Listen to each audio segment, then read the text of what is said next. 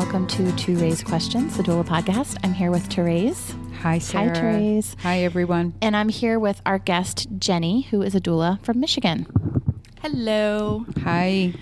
So we are going to talk about a couple things today, but we're doing this tip thing. Jenny is here to talk to us about a specific issue she's been having with some clients. It's sort of like a case study, sort of like an issue, but I'm going to ask her to give us a tip of the week first. Okay. My tip of the week is it's a thing I bring with me to births. They've been quite popular recently around where I'm from, but it's a peanut ball. So it kind of looks like an exercise ball, but it's in the shape of a peanut. And what you do is the peanut ball is used specifically when a mama is laboring and ends up getting an epidural. A lot of times you'll see nurses, or I have used in the past, putting pillows in between the mama's legs to kind of keep the pelvis open so the baby can descend. Well, the peanut ball is used for that specifically, so you don't have to use pillows anymore. You can just put the peanut ball in between mama's legs, and it kind of holds her legs open so that baby can descend.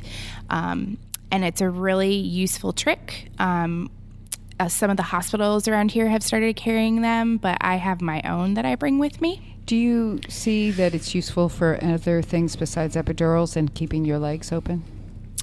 Most of the time I've used it for epidurals, but I could potentially see using it for other things. I can't really specifically think of anything right now, but yeah, I'd be curious because having never used a peanut ball and just pillows, and I think of all the other uses for pillows as well, right. I would assume maybe a peanut ball might have some other benefit. But yeah, it's good. I bet it holds the legs open better than pillows do, just because it's more firm. Right. And pillows slip and fall all the time, and you have to use a lot of them. I've found in the past. And it's really nice.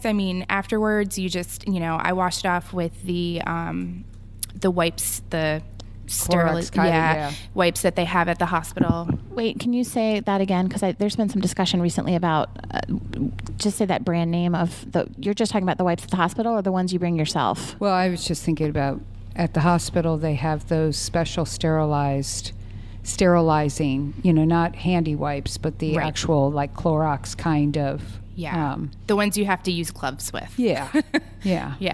Yeah. So I just wipe it down with that afterwards really well, and then take it home. It's big. It's like carrying a birth ball with you a lot of times, and people look at you really funny when you walk in with that thing. But I always keep it, sometimes I get nervous about bringing in with me, like, are they going to look at you? Yeah. But it's good. It shows that you're prepared with your tools. Yeah, exactly. So it's been a really useful tool. Good. How hard would it be to deflate it and reinflate it every time so that they don't see it? Not very hard. I guess out of laziness, I just don't do it. And one other thing, Jenny, do you bring a birth ball on top of the peanut ball, or you just have chosen now just to use the peanut ball because hospitals more likely have a birth ball? Most hospitals in my area have birth balls. And not necessarily a peanut ball. Not necessarily a peanut ball. Some of the hospitals have started carrying peanut balls because they have seen great results from the peanut ball. And, then the nurse doesn't have to run around and get pillows. And, it's less work for them in the long run. So some of the hospitals have started carrying them, which is really handy. So then if I know I'm going to a certain hospital and they have them, I won't bring mine. Yeah, that's great. Yeah. Okay. Thanks so much for your tip. You're welcome. All right. So we're going to just get straight into the content today. Tell us what you want to talk about, because I think we've already talked about what you want to talk about, but it's something that is very familiar to me as a doula, so I certainly relate. So tell us what you have on your mind today. Okay, so what I would love to talk about, I've been running into this more frequently in my doula career. I've been doing this almost 4 years now. And I have been running into a lot of mothers having babies that are very type A and have a really hard time letting go into the labor, and get really stuck and are not able to progress in the labor because they're just really stuck in their heads. And I really want to know how to remedy it, or if there is an answer to it. Maybe there's not an easy answer. Right. Well, so before we go into solutions, can you give for instance, like somebody that you've had maybe most recent or that really exemplifies what you're talking about? Sure. I think we all know. I mean, I've got that person in my mind right now, and I'm sure there are most doulas who are shaking their head listening to this right now going, yep, know that person. Yeah. I mean, I am that person. Yeah, I was gonna You say. guys know me. Well, ToRAISE knows me well enough. I mean, I'm pretty type A, and I had that problem in my labor and worked with professionals that were able to sort of, but I mean, I think especially when you're working with, how to say this, when you're working with moms who have had an entire professional career, Right. they're professional women, they're, having their first baby at 38 or 39. They're not used to surrendering to their bodies. Right. So what is an example? So, first off, I feel like women like this tend to hire me. That's interesting. Because I'm not the type A person at all. I'm very like go with the flow for the most part. I mean, I am a woman, so my husband would probably say I Or more do. type A than he. Yes, I do like to control things to an extent, but I feel like when I interview, these women tend to really like me because of that sort of attitude that I have. Isn't that wonderful on the one hand, right? It is. It's really cool. Yeah. It's really cool, but I just have a hard time breaking down that wall with them. So I recently had a woman that I worked with that was very much like this. Micromanaged everything about her labor from, even in the pregnancy, read every single book possible. When we met for our prenatals, took notes. And it just blew my mind because I'm not that person. Like, Right. I don't take a list to the grocery store at all. I don't, I wing it most of the time, which is probably why my life can be a train wreck sometimes. But so she, the labor started, and she talked through every single little part of the labor and what was going on, and thought through every single little part that she could think through. And it really kind of drove me crazy because I have two babies, and I don't want to say labor was easy for me, but it was easy for me to surrender. And I think women who are not typically type A people have an easier time surrendering into labor because I do. I think it's not an absolute by any means, but I think there is much more of a slant towards that being the truth. I don't, it just wasn't a battle for me. So with my mind. did you see that it slowed? Are the results that it slows down the labor? It did. Yeah. They don't progress. Yeah. And, a midwife in town, I think she says something like, labor is, baby, body, and then mind. And the mind part, wasn't connecting with this. And the labor drew out and drew out and drew out. And it was because she kept talking through everything and thinking too much about it, and just wouldn't let herself surrender into it, because I'm pretty, I'm almost, I can't say 100% sure, but, I felt like once she got to a point where the labor just kind of took her away into the active labor, Right. she was able to do it for the most part. But really in the end of it, the midwife had to manually dilate her. because she couldn't. Her body wasn't. Yeah, she wasn't giving in. So what do you do during that time when somebody is questioning, or reporting? It sounds like they report also what they're feeling, Yes. what they're doing, what they're thinking, all of that, and explaining and looking for explanations. What is your method? At first, I didn't really know how to handle situations like that. It was just so frustrating for me because you just want to shake them and say, just give in. I had this image of what I would be doing, which I can't say publicly. Because it would be it is frustrating. Right. So I understand what you're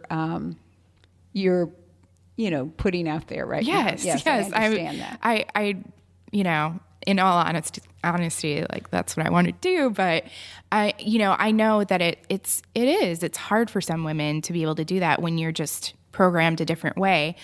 I try to just reassure.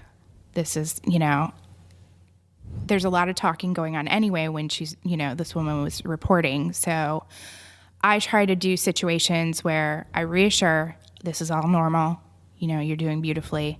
If I'm not doing verbal affirmation, I try to I learned this from another doula, a friend of mine. She puts women in the shower and turns all the lights off and says, be quiet. Because don't talk. Because my thought was that is almost exactly what you need to do, even if you're not putting them in the water.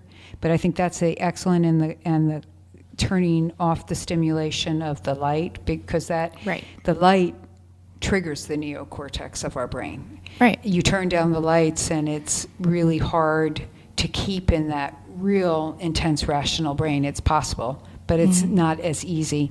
But I think also giving that firm direction, which is what a doula has to do often in many circumstances, which is no more talking.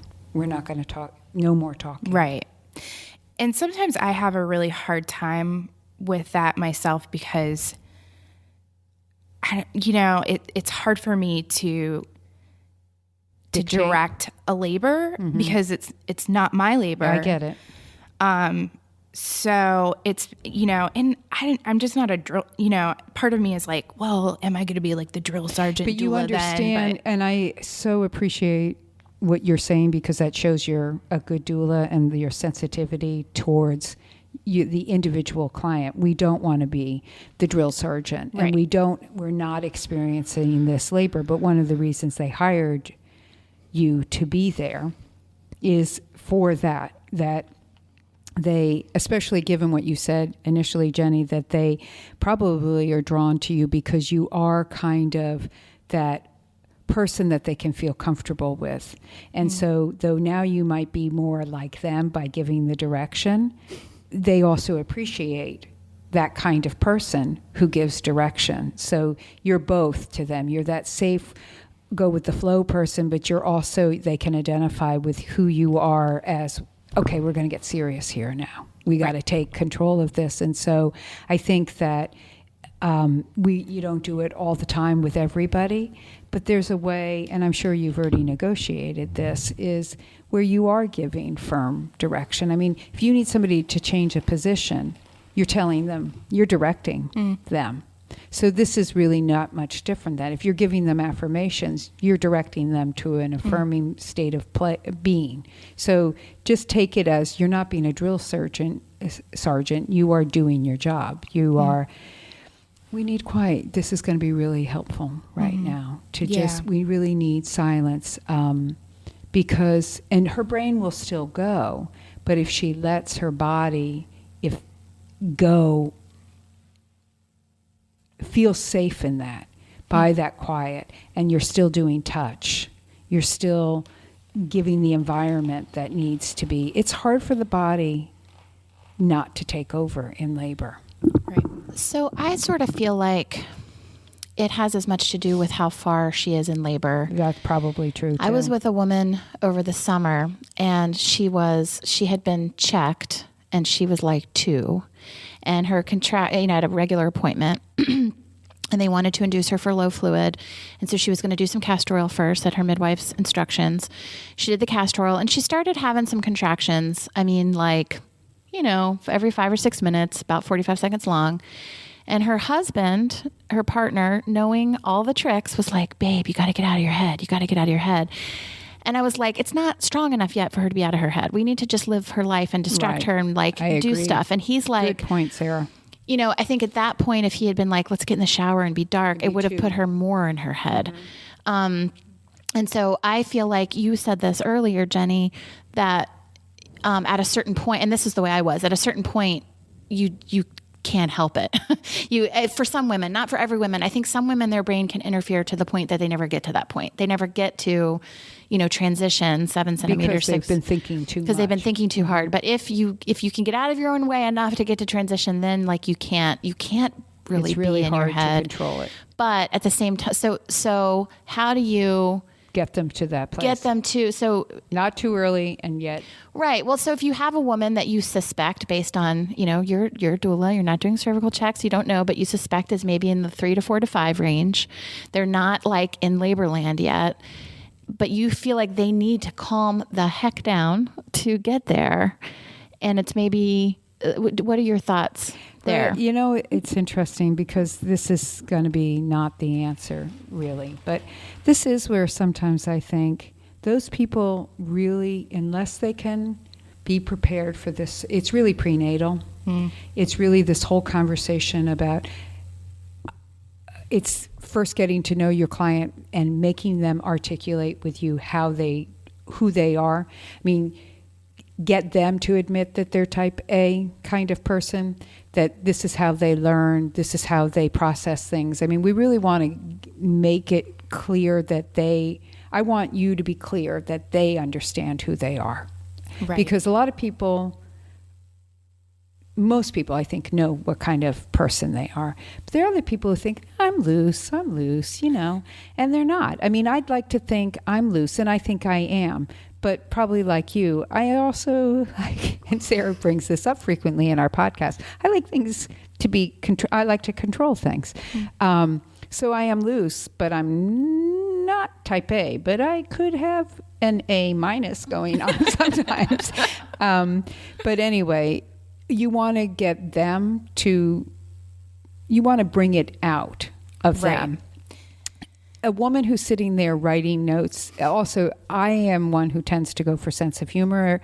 And is that something that you find? Yes. Yeah. So, of course, you get to know your clients prenatally. That's why it's so important, these prenatal. Are they somebody you can joke around with? Is it something? So when they're taking notes, you can say, light comments about how note-taking is not important. Like you're not going to be tested on this. That's what you're there to help guide them, and that's the lights will be low. There won't be any reading of notes and all those kinds of things to help them start to prepare how they're going to surrender to this, and helping them. I think those people are the ones who benefit most from learning some kind of meditation or something during. Visualization and affirmations during their pregnancy. It's really, those are we always talk about, give your clients affirmations and visualizations during pregnancy. But I think those are the people who need them. A person who's going to go more into their right brain anyway during labor, who's more flexible, they're going to do it anyway. And you can guide them in the moment. But the person who is more, like Sarah, you said, who's got a job, who, they need to start learning, they got to start practicing how to surrender. Well, so I don't know if you would like this approach, but my approach with those moms is to, as I've referenced before, when they are, as long as they possibly can be distracted by anything, I give them jobs. I give them assignments. And I I wonder if I should be trying harder to say to people, like, relax, just try to relax. What I try to do is distract them until they cannot be in their head. Anymore. And so I'll say things like, okay, you have to go to this organic store and get, I think that's a good apple juice. And then you have to go to this other store and get this other thing. And you're going to make, a protein smoothie, for labor, or we're going to make a groaning cake. Mm-hmm. For those that don't know listening, a groaning cake is a high protein, high nutrition. You can Google it. Yeah, you can Google it.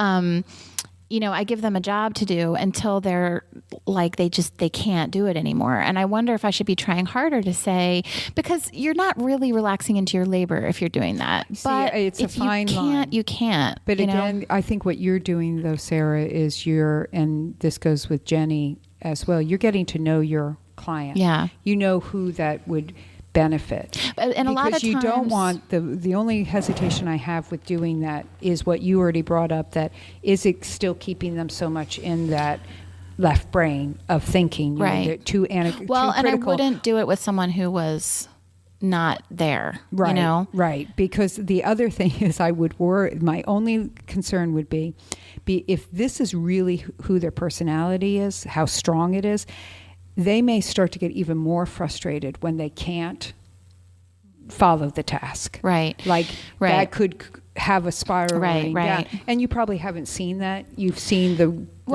benefits what of it. I usually do is I let the partner in on it, and I say, here's what we're going to do. She's all up in her head, and so we're going to give you guys a bunch of jobs. And then as soon as she stops being able to do the jobs, I want you to, we're going to be in touch obviously frequently, and let me know and let her know that's okay. And what you're going to do first is you're going to go take a walk around, and then you're going to go buy this at this store and this at this store. And then you're going to go to have lunch at your favorite restaurant if it's early labor, a lot of times with moms where it's a second or third baby, I'll tell them to get paints and do hands on belly, like some kind of art project that's like a little right-brained with their older kid, but also a task, but I let the partner in on it. Like, so what we're looking for is the time when she stops noticing that people are knocking and she stops, being aware, which I still find, I don't know about you guys, I really find that the vast majority of women still get there. I've had a few clients trick me and be much further along than I thought because they never got to that place where they're totally out of it. But I feel like most people, I've only had it happen a few times where someone's like, usually if they can talk through contractions, if they have any sense of like what's going on around them, responsibility, so if someone knocks, this is as an early doula. I remember being with a woman who I thought was rocking and rolling, like in transition. She was making noises and someone knocked on the hospital door and she picked her head up and said, "Come in." And I didn't know that was a sign. I didn't know enough to know, like, oh no, we're in trouble. You're not anywhere close. And the midwife said to me later, like, "Did you see the way she did that?" And yet she could have been so. Right. Well, yeah. Anyway, we're kind of getting off, but I feel like it's common to get sort of out of it. So I think Sarah's suggestions are viable, those are great. Good ones.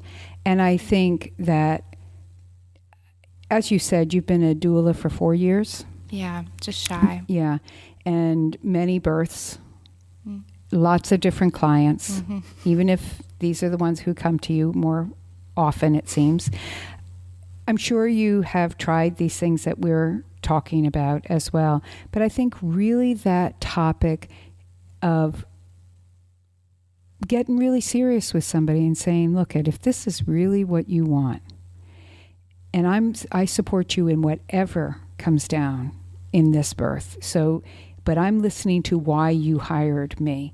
You really need to start to understand truly the physiology of labor, that it really isn't a thinking process, that in actuality, thinking can be a hindrance to this. And I'm not trying to change your personality because it's impossible, but this is an opportunity for you to be able to see yourself in a different way because parenting demands that of you.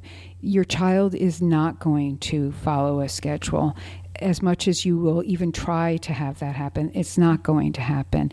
And it'll be frustrating. Labor will be frustrating. This is a time to learn how to negotiate that. And I have some tools I can offer you, which is relaxation methods. I mean, this is why sometimes hypnobirthing Yeah. can be very beneficial to people. And nobody get upset at me, please, about hypnobirthing. If it's worked for you during your labor, way to go, because of course it does for so many people. But where I see it really has benefited people more than labor is in their pregnancy. They've learned how to let go, and therefore it helps them in their labor, but they don't necessarily practice the tips and techniques that they think they're going to do. Yeah, the clients that I've had that have done it, I mean, that's the basis of it. It's the practicing before, so you're ready for the for the game. Right. But a lot of them think, oh, those techniques will also, like, that's all I need is that technique to get me through labor, forgetting that labor is going to play out in its own way. That's why they have a doula. Yeah. I think that the other thing I want to add in here is it's not just type A people that have this issue. Because in my years of experience, where I saw became so evident to me were doulas and childbirth educators who were giving birth. Yeah. And nurses. Yeah. But childbirth we know educators, too much. way too thinking the whole thing, talking the whole thing. Yeah. And so I just became, anytime I knew I was working with somebody who had given birth before, who had been working in birth before they gave birth, whether it was their first birth or their third birth, but now they were doing birth work. Oh man, I was prepared for how most of those women, even if that was not their personality, type A, Jenny, you may have been that person, because you said to us earlier that you have a 4 and a 2-year-old. Yep. So you've had a baby in between. I did. Being a doula. Yeah, I had And my second one, I was a doula for my second one, and it was, I think, I don't know, I just really trust my midwife, and I really tried really hard to turn off my doula brain. Of course, I knew too much. I knew a lot of things, and when she would mention anything or say anything, I just really trusted her, and I tried really hard to shut my brain off about all that stuff. I don't remember if she specifically said anything to me like, stop being a doula. I have said that to people. You're not the doula this time. Yeah, I think she might have said that to me. This isn't a CBE class. What about you, Therese? When you had babies, did you? Actually, I really did not officially start attending births until my daughter was a year old. My youngest was a year old. I had been at births of family members and informally, before I professionally started doing. So it wasn't, I don't have that experience of having to turn off my brain in that way. So I don't know. I've just identified it in so many people. So I think this is relevant to why I bring it in is that you may be working with a woman who is not type A, as we keep saying, but is a doula, a midwife, a nurse, or a childbirth educator. Right, and I've had an instance or two of that before. Or a doctor, because there are doctors, even if they're not OB doctors, they have done their rotation, they've done in their residency, they've been, they know certain things, and you have to really help them quiet their mind. But well, before you move on from that, what about partners? Because I've worked with a few families where the partner was a doctor, and they are not going to reach that hormonal place where they get taken over. So do you have thoughts or tips on how to get the partner out of that, that worried place? It's prenatal. It's prenatal. It really, doula's work is so prenatal. Yeah. And then with the partners, it's that reassurance, I think, during that time, and giving them tasks to do so that their brain is operating on what their task is, not so much of what they're thinking at that moment, what could be happening, what is happening. But I have joked with partners also, like, I don't know what you're thinking, but I have a feeling I know what you're thinking, and you need to stop thinking that way unless you have a big question going on, just so that they know that it's okay to shut that off right now, that there are other people here that's their job. Right. And that's kind of what you have, instead of feeling like you're the drill sergeant, expressing prenatally, I say this in workshops, which you took a workshop, so I might have said this to you in your workshop, which is I specifically tell clients prenatally that the reason we're discussing everything now is because they are in the right side of the brain. It is can be critical thinkers. They need to absorb this information. But when they are in labor, I mean, that's so they can make choices and know their options and choices and make decisions about the pregnancy, about the labor, the birth, the postpartum now while they're not in labor. But while they're in labor, my job is to be the right side of their brain, the right side of their brain. You mean the left side? No, it's the opposite of what we think. We think left is liberal. I mean, left is liberal, but the left side of the brain is the yes, am I saying it wrong? I think you are. The left side of the brain is the critical, right. analytical. So you're going to be the left side. You mean the correct side. Yeah, I'm going to be the, so I say to them, yeah, I am going to be I will be your left side of your brain because you need to be in the right side of your brain during this period of time. And that information that you have will always be there. And we'll pull it up if you need it. But that's my job. That's what you're hiring me for. This is my whole reason for being there with you, is to give you that freedom to just let go. And believe me, you can trust me that if there's something you need to know, I will let you know. Yeah. And you can express what you're thinking and what you're feeling, what questions you have. But trust that I am also thinking and looking. I'm the eyes and ears in the room. That's good. Yeah, and I wanted to say to you, Jenny, too, that I think it's very interesting and so smart that you figured out that this kind of woman hires you. Yeah, I do too. She thinks it's so funny. And I do remember teaching Jenny in Michigan, so I do know that she is a wonderful, not so up on the high end of the alphabet scale. And I say that with lots of love and respect. You're type Z. No, because she's a woman, so she said she's like maybe type M. Yeah. Yeah. A high M. But what I wanted to say is, I remember, it's funny, I feel like I have found we're not supposed to talk about our own births with clients, and I find myself sometimes talking about my own births on this show, and I feel like that's okay because it's doulas, but I am type A. And when I had my first daughter in a birthing center, there were 5 midwives, and there was one that was super sweet and accessible, and I was like really hoping I got her. And there was one that was like a drill sergeant, and I really didn't want her. And you've heard a million people say you get the midwife you're supposed to get, and I got the drill sergeant midwife, and it was exactly what I needed. And I think if I had gotten to choose one midwife, I would have hired the sweet midwife. But what I needed in the moment was someone to say, that's it. Because I was in my head and I was like 4 centimeters dilated and like, and she was like, chill out, sit down. You need to stop doing that. You are not. See, that's what you're 4 centimeters, save your energy. Sarah, of what I was saying, that's what you need not be afraid of, because you can. Right. You'll get the respect. And that's, part of it is I don't like confrontation. Right. That's never been, even in my marriage, I don't like confrontation. Oh, hang with me, girl. No.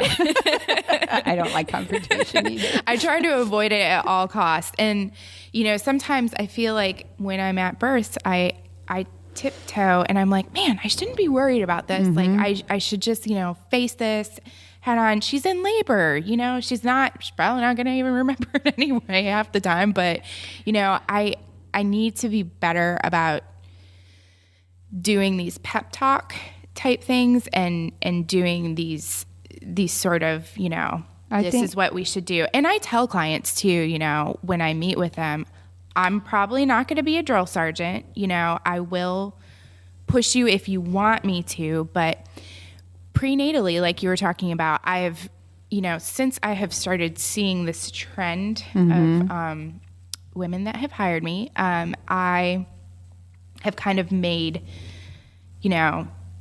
some choices in how I'm doing prenatals with these particular women. Good. And, sometimes like you were talking about, they I'll ask them, do you think you're more of a type A person? And they'll tell me, yes. And I have already seen it probably when we've interviewed. Right. And, I want to have like a game plan of how to do these prenatals, how to really prepare them for that. Because when, labor is one of those things when you talk about like letting go into the labor, it's like, how do you explain that? Well, I remember there was this one woman that kind of exemplifies this, I think, in the middle of her labor, and she was just kind of losing her ability to cope at that moment. I was trying to help guide her, and I said, close your eyes and go to that place. And now if I said that to you, you probably know what I was talking about. Sure. She closed her eyes as I told her to close her eyes, and her eyes popped open, and she said, "What place? Where am I supposed to go?" And I thought, okay, we need to work more a little, directions. Yes. Like she couldn't, I had to be, specific with my response of go into where you're feeling that sensation, where you're having that contraction. Go to that safe place inside of yourself where you have the strength and power to carry forward, to go to that place where your baby. I had to be very specific with her because she didn't know what that place was. Yeah. Yeah, she needed the map. Yeah. And, a lot of it is childbirth ed too. Like, there is a huge trend of people not taking childbirth ed. And I am, So you get them and they haven't had classes? Yes. And I'm almost to the point, and I don't know if this sounds terrible or not, but I'm almost to the point in my doula career when someone comes to me and they're like at the end of their pregnancy and they're really like, oh, we want to hire a doula, and they haven't taken a childbirth ed class, where I almost don't want to do it. So I've seen, and that's your right. We've talked about boundaries. It is your right to make a choice. You have some choices in that choice, though, before you make a final one. Like right. That. Yeah. It can be. I've seen this stipulated in some contracts that say that clients must attend a childbirth education class. That is one of the requirements of working with that particular doula. I've also had doulas who said, okay, no childbirth education class. Well, I require childbirth education. If there isn't one, and you would know, then it becomes your responsibility. Who is having ongoing classes? Is there any weekend class that they can take at the last moment? What those kinds of things. I've done that for a few clients recently. They've come to me pretty late, and I've said, "Here it is, do it." And they've done it. Yeah, which made me feel good that they're listening to you. Yeah. But the other thing you can say is, if there isn't, you can say, okay, well, here's what's going to happen. I am going to be your childbirth education. We're going to have to meet a couple more times, and as a result of that, you will have to pay a little bit more for me. I've done that too. Yeah, because it's legitimate, Jenny, that if they're not going to take the class, now you may get somebody, and I am sure. I mean, are you talking about first time, or are you saying somebody who's had 3 Mainly, babies? it's first time. Yeah. Yeah. And I think it's important, first time, have childbirth education. Even though you're still going to be doing so much educating of them, period, you don't want the total blank slate. Right. And also the pregnant brain needs to hear it more than one time from one particular source. Yeah, I agree. And if it's a person, like I've worked with people, I'm sure you have, yes, I know you have, who have, it's their second baby, their third baby, but they've never had an unmedicated birth, and they're wanting an unmedicated birth, then I think they're important that they have a good basis of childbirth education. I've recommended like a weekend, like a one-day workshop for them, and especially for partners too. I just think it's so critical. We haven't, like Sarah brought up, what about the partners? And the partners can have, when they are such control people, and we've had some discussions on podcasts about partners who wanted to control it in ways that Well, it's control, period. They wanted Right. they wanted the unmedicated birth. So Yes. they weren't trying to control it medically. They were trying to control it to keep it unmedicated, and how to address those partners. And then you have the mother who Right. is feeling the pressure from it, and Right. it just is this whole terrible. Well, I remember, I remember Sarah sharing, I think on one of the podcasts one time, about that this has happened where the partner has been so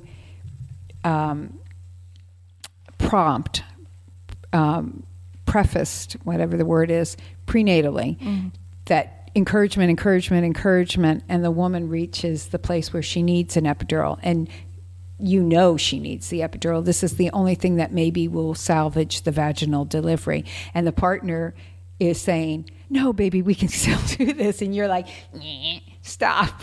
We need now the support. So, they sometimes are stuck in a hard place too. They just need that guidance. Going back though to your... Sure. Yeah, sorry, we got off. No, where this is all part of it. I do think you already know all the answers. I think you knew the answers when you picked up the telephone to talk with us. I think that your issue is that you don't want, you see it as confrontation. And So it really goes back to me. well, it goes back to how you'll deal with this. Not that they aren't who they still are, but that taking confrontation out of this entirely. Yeah. There's nothing confrontational about what you're doing. You don't want to be confrontational. You don't have to be confrontational ever in your personal life or your professional life, but you can be more assertive. In all of your life, but professionally in all of your life. I like how I always have to fill in the other part. In your professional life, that is what they're hiring you for, is to be more assertive, because they're vulnerable at that point, and they are looking to you to guide them. I mean, I remember saying to my midwife with my sixth baby, I had this was my sixth pregnancy, I had done it before. What did she said, what do you need from me? And I said, I'm open to suggestions and directions from you, because I'll be a woman laboring at the time. I may just go with what my body is telling me, but I am open to ideas and suggestions from you that might help me. And it was really beneficial. Most of the labor I was able to do just my own. I wasn't a thinking person. I was a body person in labor. But it was really helpful to hear her say, well, here, why don't you try this now? Or this is what is needed. And she wasn't being a drill sergeant, and she wasn't being confrontational with me. Well, it's the relationship and the trust factor. That's it. And I'm sure you're already doing that. I mean, you're already doing the suggesting. I think where it's trickier, my maybe fifth or sixth birth, I had a woman who wouldn't get out of bed. She wouldn't get out of bed, and she was like, I want the epidural, and she wouldn't do it. And I sort of was like, I remember talking about it with ToRAISE, and I said, well, she wouldn't get out of bed. And ToRAISE was like, well, did you make her? And I was sort of like, I can do that. I was like, let's try a different position. She's like, nope, I want the epidural. And I'm like, well, maybe we could just try that. Nope. And she wouldn't do it. And I sort of thought that that my resources were tapped at that point. And ToRAISE was sort of like, well, did you make her? And I was like, what do you mean, did I make her?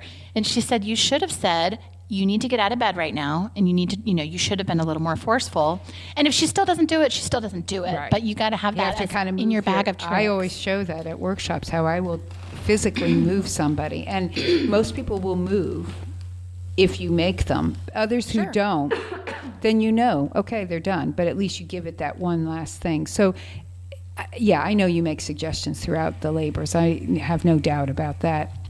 It's when they are thinking too much, and they're talking, and they're reviewing, and they're questioning. That's when you need to kind of step up and help them quiet down, and go to that doula suggestion of the quiet lights, the shower, and instruction specific that says, we need to stop thinking now. We're just going to be really quiet and focus in on your breathing. Give them the task of something that they can do as far as that goes, but they don't have to think. That's what meditation is. It's going to your breath. Right. And so helping them go to their breath and the breath will become their thought process. And in the end, Jenny, you can't make somebody. Yeah. You can't, it'll be whatever it's going to be. But I'm sure you already know most of what we've talked about. But I think it's really helpful for all the other people who are listening to know that this is not uncommon experience as a doula to have with their clients. And I would love if you have another one like this, since they Yeah. are drawn to you, if you give us a call and let us know what you did differently, if anything, how it turned out, all that stuff. Yeah, I would love to. I can assure you right now, I do. You have one you're on call for, perhaps in the near future. Thank you so much for coming today. Yes, I really thank appreciate it. I think this is a really useful topic. I mean, I think it's something we all run into all the time, and it's a huge. It's good to have a bag of tricks for it. Sure Thank it is. you. And even for the thank you. person Appreciate it. who's not type A, we're all thinkers at some point during our labors. Sure. We're all wondering. So it's really, in the end, what a doula does is create that safe space for the person to be able to let go of that. Not let go of control of their life, but let go of that control over the life that is coming in right at that moment. So Right. thanks, Jenny, No, for thank sharing. you. Really Stay appreciate it. warm up there. I'll try. Okay. So we're just going to wrap it up quickly today and say check out our Facebook page, To Labor. Check out our website, tolabor.com. Like us, what? Go ahead. No. Yeah, like us on Facebook, follow us on Twitter, all that stuff that you guys know. And please check out our website. We have a list of upcoming workshops That's what I was going to say. around the country. And we would love for you to join us, whether you've ever trained or not, whether you have been to a training, whether you're interested in being a doula, whether you've been a doula for 10 years. We'd love to have And you I at just a want to workshop. mention that we do offer discounts to people also for their previous training.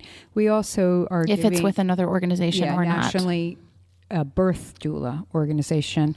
And we also give discounts for students, those who are enrolled in a college or in a technical VOTEC kind of situation, and also group rates. If you have 4 or 5 people who want to take the workshop together, we can help reduce the rate for you some. We just really want to encourage people to be involved in this work in some way or another. So please consider joining us. Yep.